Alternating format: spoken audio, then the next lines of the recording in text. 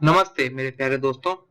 आज हम metals and non metals यानी धातु एवं अधातु के बारे में चर्चा करेंगे। हमारे जीवन में आसपास प्रस्तुत सभी वस्तुओं में किसी न किसी धातु या अधातु का प्रयोग अवश्य होता है और इसीलिए इनके बारे में पढ़ना हमारे लिए इतना जरूरी है। अब हम धातु और अधातुओं के भौतिक गुण के बारे में जानेंगे। पहले हम कुछ उदाहरण लेते हैं जो आप अपने जीवन में देख सकते हैं। धातु के कुछ उदाहरण है आयरन, कॉपर और जिंक। कुछ अधातु है कार्बन और ऑक्सीजन। अब अगर वस्तु स्थिति की बात की जाए तो धातु सदा ठोस होते हैं। अधातु ठोस, गैस या तरल किसी भी रूप में रह सकते हैं। धातु हमेशा कठोर होते हैं और अधातु मुलायम। अगर हम धात्विक चमक की बात करें यानी चमकीली सतह, तो यह धातु में होती है पर अधातु में नहीं। अगर हम आघात वर्ध्यता यानी पीटकर चादर बनने की खूबी की बात करें तो यह भी सिर्फ धातु ही कर सकते हैं, अधातुओं में ऐसा नहीं हो सकता। अगर तार बनने की खूबी को देखा जाए तो यह धातुओं में होते हैं, अधातुओं में नहीं। इसी कारण से कॉपर के तार बनाना बहुत आसान है जो बिजली के सुचालन में मदद करते हैं। उबलने का तापमान अगर देखा जाए और यहाँ तक कि गलने का तापमान भी धातुओं में बहुत ज्यादा है और अधातुओं में बहुत कम। यह भी जानने लायक है कि धातु और धातु बिजली और गर्मी के बढ़िया सुचालक, वही अधातु इसके सुचालक नहीं है। हम ये भी देखेंगे कि धातु ध्वनिक है यानी इनसे टकराने पर एक तेज आवाज होती है, जो धातु ऐसा नहीं कर सकते। अब हम जानेंगे कि धातु हवा में कैसी प्रक्रिया करते हैं। लगभग सभी धातु हवा में प्रस्तुत ऑक्सीजन से प्रतिक्रिया कर धातु के ऑक्साइड बनाते हैं। उदाहरण कॉपर ऑक्सीजन से मिलके, पर यहाँ यह जरूरी है कि गर्मी बाहर से दी जाए, इससे कॉपर ऑक्साइड बनता है। इसी तरीके से एल्यूमिनियम ऑक्साइड भी बनता है। और ज्यादातर धातु के ऑक्साइड खुद बेस होते हैं, पानी में घुलकर एक अन्य अम्ल बेस बनाते हैं। जैसे Na2O पानी में मिलकर NaOH सोडियम हाइड्रोक्साइड बनाता है, K2O पानी में मिलकर KOH पोटेशियम हाइड्रोक्साइड बनाता है। और कुछ धातु ऑक्साइड ऐसे होते हैं जो एसिड और बेस दोनों जैसी प्रतिक्रिया कर सकते हैं। इन्हें उभयधर्मी ऑक्साइड कहा जाता है। उदाहरण के लिए एल्यूमिनियम ऑक्साइड, यह एक एसिड हाइड्रोक्लोरिक एसिड से प्रतिक्रिया कर एल्यूमिनियम क्लोराइड लवण और पानी बनाता है। ठीक उसी तरह ये NaOH बेस से मिलकर NaAlO2 लवण और पानी बनाता है। यह जानने लायक है कि पोटेशियम और सोडियम हवा में रखते ही जल उठते हैं। वहीं कॉपर एल्यूमिनियम पे बस ऑक्साइड की एक परत जलती है। और Au और Ag यानी सोना और चांदी ये तो प्रक्रिया ही नहीं करते हैं हवा के साथ। आज देखते हैं कि पानी में कैसी प्रतिक्रिया होती है। धातु और जल सदा धातु ऑक्साइड और हाइड्रोजन बनाते हैं और धातु ऑक्साइड जल में मिलने पर धातु हाइड्रोक्साइड बनाते हैं। कई बार ऐसा भी होता है कि धातु और जल मिलते ही सीधा धातु हाइड्रोक्साइड बन जाता है।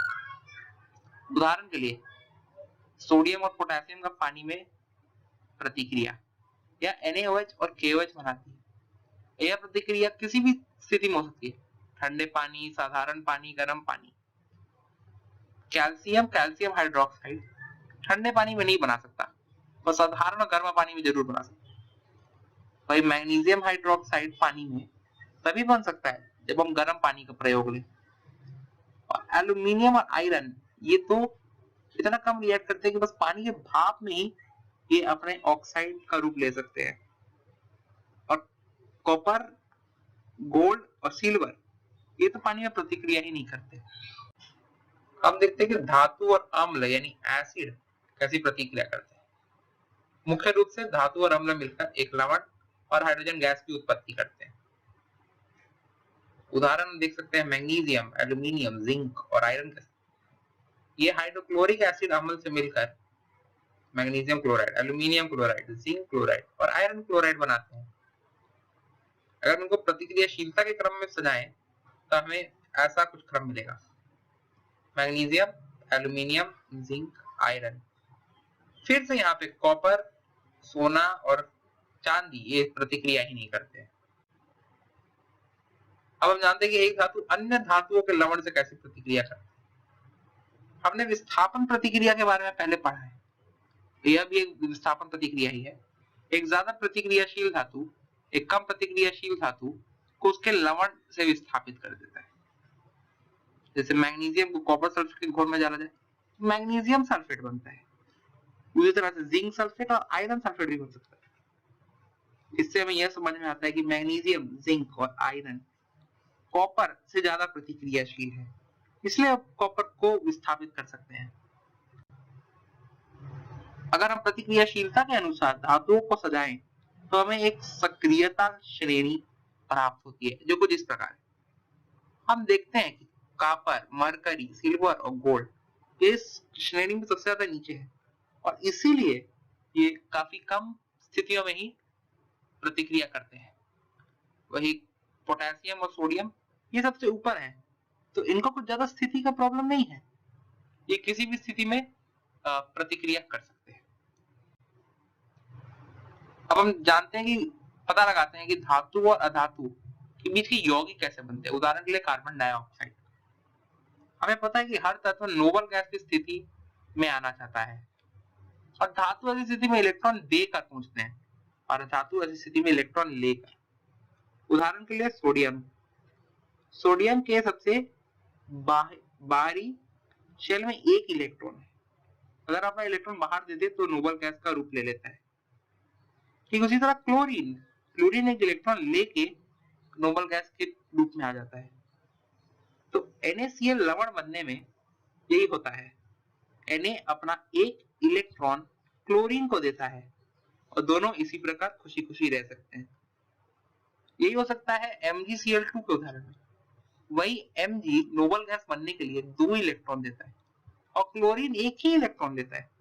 इसका मतलब कि मैग्नीशियम अपने दोनों इलेक्ट्रॉन 2 अलग अलग क्लोरीन को दे सकता है और इसीलिए मैग्नीशियम क्लोराइड का समीकरण है MgCl2, यानी 2 क्लोरीन 1 Mg से जुड़े हुए। ऐसे यौगिकों को कहा जाता है आयनिक यौगिक। ये धातु और अधातु के बीच इलेक्ट्रॉन के आदान प्रदान से बनते हैं।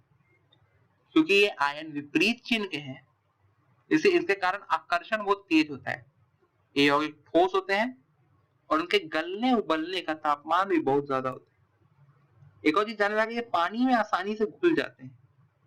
घोल के रूप में ये बिजली के सुचालक बन जाते हैं, यानी कि इस वाले बीकर में पॉजिटिव और निगेटिव दोनों ही आयन है, जिसके कारण बिजली इससे बह सकती है।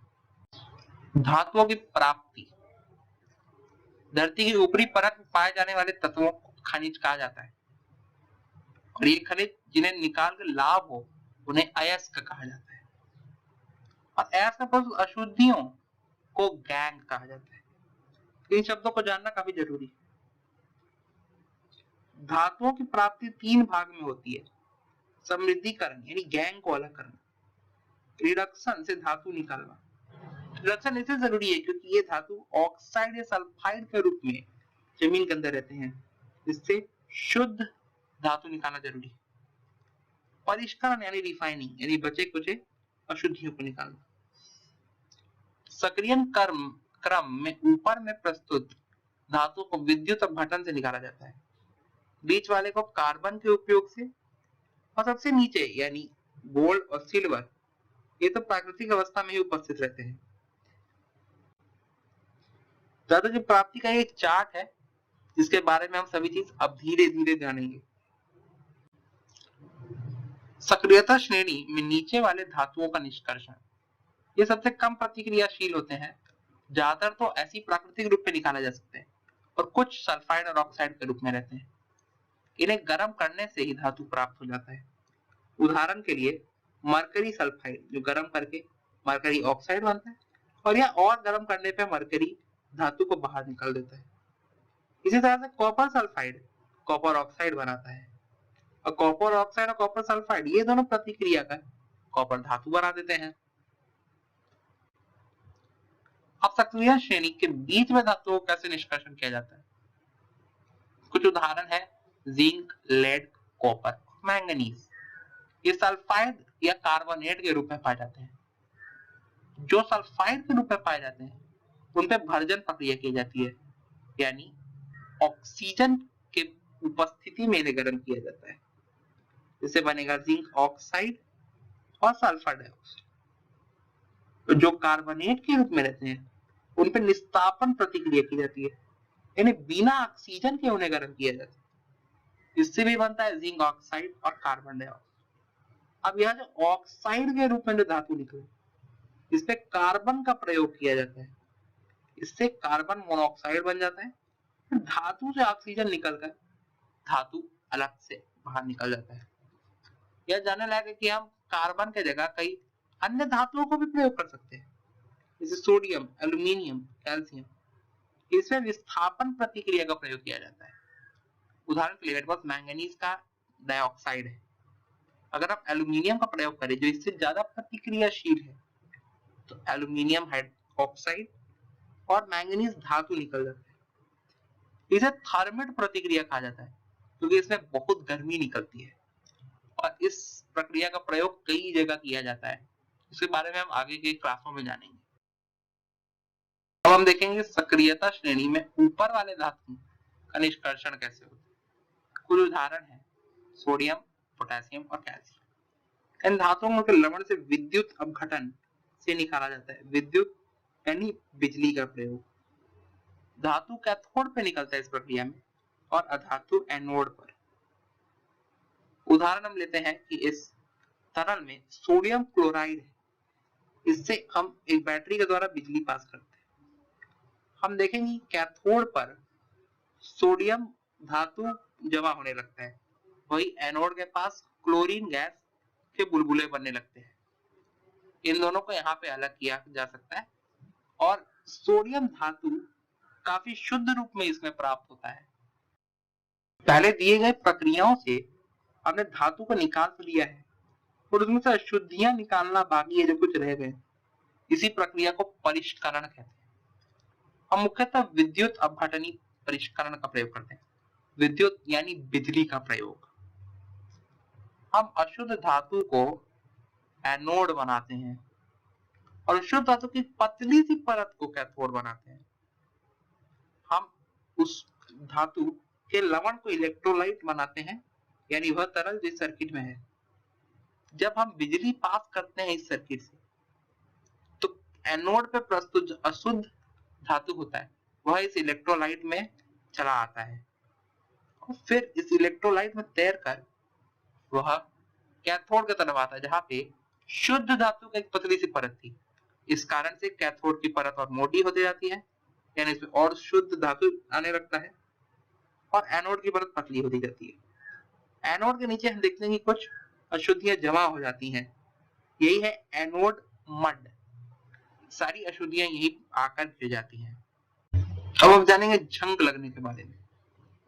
धातु का एक अवगुण है कि वह हवा और पानी के संपर्क में आते ही ऑक्साइड का रूप ले लेते हैं और एक परत जम जाती है जो धातु को कमजोर बना देती है।